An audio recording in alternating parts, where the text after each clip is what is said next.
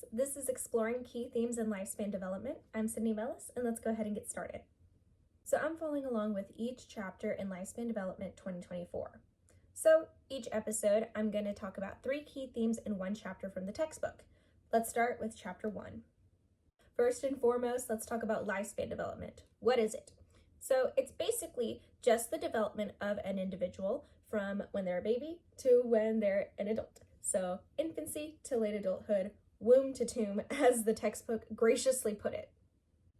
A major thing about lifespan developmentalists is that they don't just want to explain this behavior or explain different stages in human development. They want to make it applicable to real life. A huge example of this is developmental science. So in 2014, it was actually found that teens' reasoning abilities were greatly impacted by their peers. Because of these findings, driving regulations were actually changed to limit the amount of non-familial teens that would be in the car with another teen who was driving. This is a great example of taking scientific findings and applying them to real life, having a problem, which could possibly be teens recklessly driving more often because they're with their friends, and providing a solution based on scientific findings, which is that there is a limit on non-familial teens who are in the car when a teen is driving. So the first theme I want to discuss from chapter 1 is Maslow's hierarchy of needs. At the beginning of chapter 1, there's a section called, Does Money Really Buy Happiness? Everybody's heard this question, everybody's asked this question, everybody's been asked this question, everybody's answered this question, and so have researchers. So let's look at their study. According to the textbook, researchers found that up to $90,000 in yearly income, there was a positive correlation between increasing income and subjective well-being. As the textbook puts it, a certain amount of money was necessary to satisfy wants and needs, but beyond that, earning more money began to have a diminishing influence. There was a more recent re-examination of this data, and this time researchers separated the participants into 3 different groups. The groups were classified by participants' self-reports of subjective well-being. So there was high, medium, and low. For each group, there was a different conclusion. For low, there was an increase in happiness with increasing income up to $100,000 annually. After that, the happiness leveled off. For medium, there was a proportional relationship with increasing income and increasing happiness all across the income spectrum. For high, the relationship between increasing income and increasing happiness intensified and continued to intensify. Put simply, those who reported higher levels of emotional well-being continued to have a positive correlation with increase in income and increase in happiness, as opposed to those who had a lower sense of emotional well-being, in which those levels of happiness started to level off regardless of a heightened income. So what does this prove? Why is that important? Well, it shows that money is not the only factor in happiness. That leads me to Maslow's hierarchy of needs. If you look it up, you're going to see a ton of different images, a ton of different pyramids, a ton of different triangles that show different needs. Some of them are triangles inside triangles, some of them are circles. This is just a simple pyramid that shows the different levels in Maslow's hierarchy of needs. They start at the base of the pyramid. We can see these are just like basic needs, like food, water, breathing. Yeah, we kind of need those. So after we meet those for a while and we are alive and we stay alive because we can eat food, we can drink water, we can breathe oxygen. After that, we move up to safety and security. Now that's if we have employment, if we have a steady income, if we have family, we have social ability. Those are our physiological basic needs. After that, we can move up to love and belonging. That's where we start to see more of the sociological needs. We start to see like friendship, family, we have intimacy, we have a sense of connection. Now that's where the real happiness starts to come in. That's where the question, can money really buy happiness, comes in. Because if you have money, but you don't have any friends, are you going to be happy?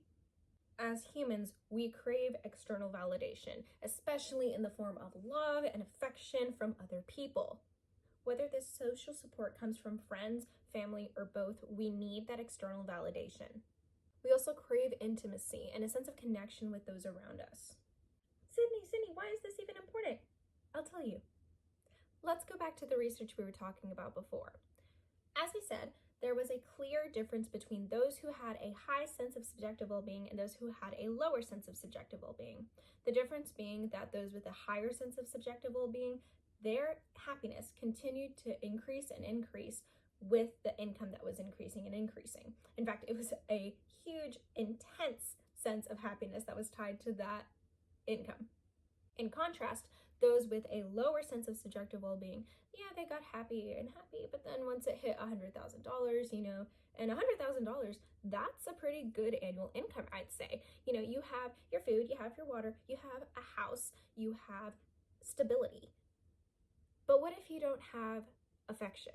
What if you don't have friends? What if you don't have family? You don't have social connections? Can you really be happy? And that's where Maslow's hierarchy of needs connects to the study.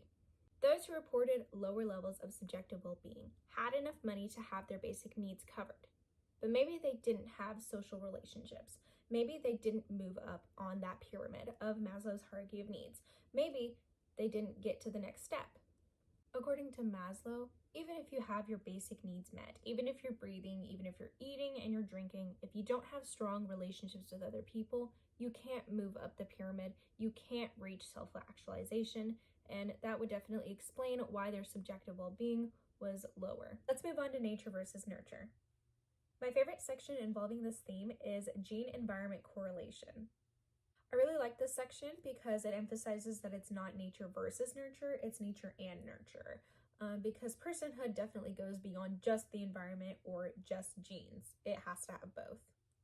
There are 3 different categories of gene-environment correlation. There's passive, evocative, and active. So let's go through them. Passive is when an inherited gene from the parent affects the environment in which the child develops. Say, for example, a child's father really loves football for some reason. No, just kidding. Football's great. Say he really likes football, okay? He's obviously going to include that in his life. He loves football, so he's probably going to be watching football, and his son's going to see him watching football. He might encourage his son to play football with him or even play football at school. That would be an example of passive gene-environment correlation. Then we have evocative gene-environment correlation. This is when a child shows interest in something and therefore people around them start to change the environment in order to make those interests more accessible to the child. For example, if a child shows a great interest in reading, the parents might buy that child like a lot of books. So they now in their environment have a lot of books because they express that interest in reading in the first place. The last type is active gene-environment correlation. This is when the child themselves chooses an environment to be on based on his or her genetic tendencies. A good example of this would be a girl joining tennis club at school of her own volition because she genuinely shows interest in tennis or she genuinely wants to play tennis. So moving along a little bit, a great example of nature versus nurture is identical twins separated at birth. That is, 2 people whose genetic makeup is nearly identical, but they grow up in different environments. Despite the obvious ethical issues that should arise from scientists deliberately separating siblings in order to conduct a research study, it has happened before. So this is the case of Elise Shine and Paula Bernstein, 2 identical twins who were separated and adopted by 2 different families. They didn't even know that the other existed, and yet they have very similar experiences, which definitely sparks curiosity. They describe first meeting each other as adults as seeing an alternate version of themselves with a different life. Even so, they describe having inherited similar mannerisms and even developing depression at around the same age in a similar way. Stay with me, because this is when it gets a little crazy. They were both editors of their high school paper, and they both went to film school. If this isn't an example of active gene-environmental correlation, then I don't know what is. I mean, come on. 2 monozygotic twins. Their DNA is practically the same, and they are adopted by 2 completely different families. They live different lives, but they're so similar. It just goes to show how complex gene and environmental correlations happening in an individual really are. Now let's move on to behavioral perspectives. This perspective states that an individual's behavior and characteristics develop over time. So basically, learning theory. We are all learning, we are all intaking new information from other people, from seeing other people, from talking to other people. We are all gaining new information and learning different things. My 2 favorite behaviors theories are classical conditioning and operant conditioning. I just think they go hand in hand very nicely together. Classical conditioning. We all know Pavlov, ding, ding, ding. And then the dog, I'm not going to demonstrate that, but the dog starts to salivate. So Russian physiologist Ivan Pavlov actually discovered classical conditioning by accident. He was actually studying the digestive system of dogs. During the experiment, the dog would get to eat food and Pavlov would study the digestive system. At the beginning of each experiment, Pavlov would ring a bell, and the dog actually learned that the sound of the bell ringing signified that he was about to eat. In classical conditioning, there is a meaningless external stimulus, in this case, the bell ringing. At first, would a bell ringing cause a dog to salivate? No. If it's completely healthy, then no. But if you pair that with ringing the bell, and then after every time you ring the bell, the dog gets to eat, of course it's going to salivate. It learned to associate the bell ringing with food. There's also a natural external stimulus, in this case, the dog food. So when the dog sees the food, it's going to salivate. Classical conditioning happens when the previously meaningless stimulus begins to take on the same meaning as the natural stimulus. In this case, Pavlov's dog knew that when the bell rang, he was going to get to eat. So now he's salivating when the bell rings, just like he would when he had food in front of him. This is a form of associative learning. We do this all the time. Think of high schoolers. By the time you're in high school and that bell rings, I'm packing up and I'm out of there. But maybe in first grade, I didn't know what the bell meant, right? Maybe in first grade, they didn't even have bells yet, and then it's ringing, and then the teacher has to tell me that I have to get up. But in high school, you better believe that as soon as that bell rings, I'm either going home or I'm going to my next class. I learned and I associated the sound of the bell ringing to me leaving. Now we have B.F. Skinner's theory, operant conditioning. This theory explains that an individual's actions and behavior are influenced by external positive or negative reinforcement.